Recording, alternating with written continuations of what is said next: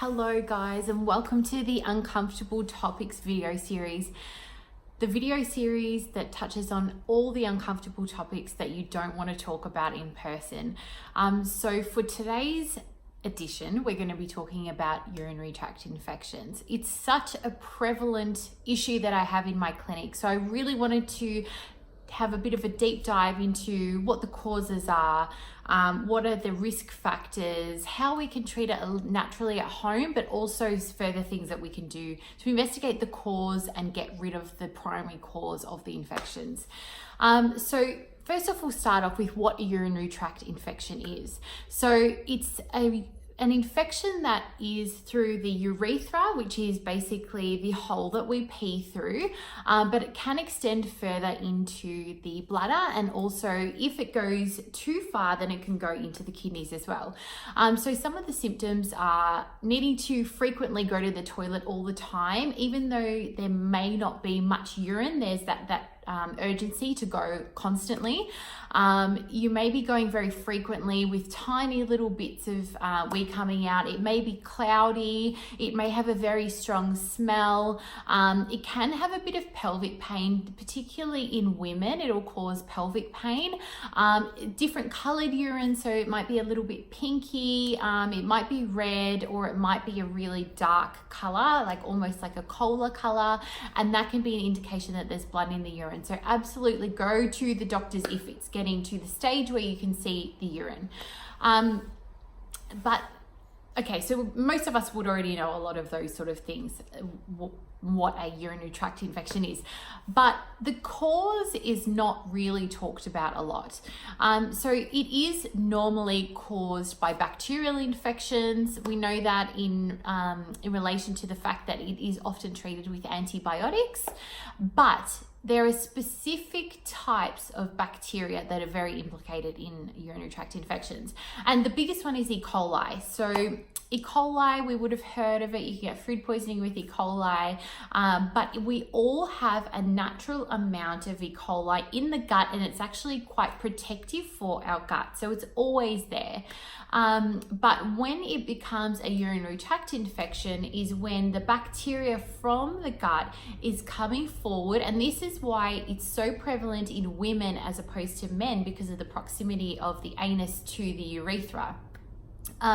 So it's basically, the bacteria from the gut coming forward and being able to enter the urethra and cause an infection.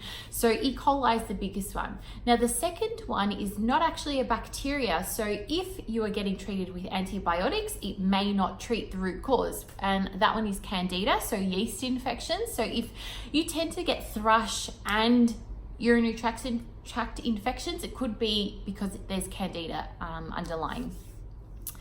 Now, another one that I see quite often in my practice is Enterococcus. So this is another gut bacteria that has a huge relation to urinary tract infections. However, that one is antibiotic resistant. So if you're somebody who's gone through all the courses of antibiotics and you're still getting urinary tract infections, it could be a case of Enterococcus. Another one that is I find all the time in gut testing is called Streptococcus, another bacteria. Now, Streptococcus is could be started by an infection in the throat called strep throat, which you may have heard of, which is just a really dry, sore, very inflamed throat infection. It can show as tonsillitis. It can show as school sores, which are like weepy, red, inflamed sores around the mouth caused by a bacterial infection, or it could be other bacteria, but they're kind of the main contenders when it comes to causation of urinary tract infections.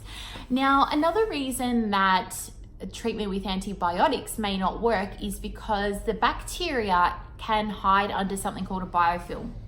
So basically what a biofilm is if there's any bacterial, yeast infections, parasites, all that sort of stuff, just anywhere in the body, they can create literally a protective shield around themselves made of protein, lipids, and carbohydrates. So they'll be sitting in an area, and as they get stronger, they create this shield around them. So even if you're throwing treatment at them, it's not going to get to them because they've got this protective shield. So that's another reason that the urinary tract infections can be antibiotic resistant.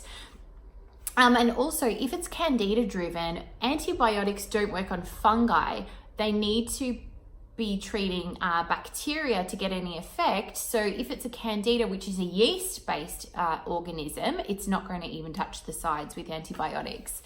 So a couple of risk factors for urinary tract infections is a lot of sexual activity, because there's a lot of juices flowing and a lot of movement. It can kind of push the bacteria around, and then it can get shoved up into the urethra, literally.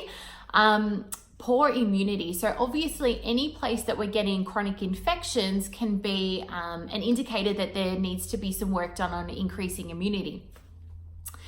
Menopause is another time of life that you're really more susceptible to urinary tract infections, and that can be because of dryness in the vagina, and obviously dehydration is a huge thing, because you're not flushing out your urinary tract as much if you're not peeing as much. So some prevention that you can do at home this is for the ladies, because obviously guys don't normally wipe themselves when they go to the toilet, is when you're wiping, don't go from the back to front with toilet paper. Make sure you've got your toilet paper and you're going from the front to the back, and that's going to prevent any of the anal bacteria from being spread to the front and then have the ability to go up the urethra. If you are having sex, make sure that you're getting up very quickly after sex and going and peeing and flushing out that urinary tract. Also avoiding things like vaginal douching or deodorants, because they change the pH levels in the vagina. We have a certain pH level in the vagina to fight off bacterial infections, so changing that pH level is not a good thing. And also it can irritate the urethra by using those sort of products as well. So we don't want any inflammation in the area getting worse. And drinking lots of water. So there's some really basic kind of things. If you find that you are getting a urinary tract infections, there are a couple of things that you can do at home to treat them.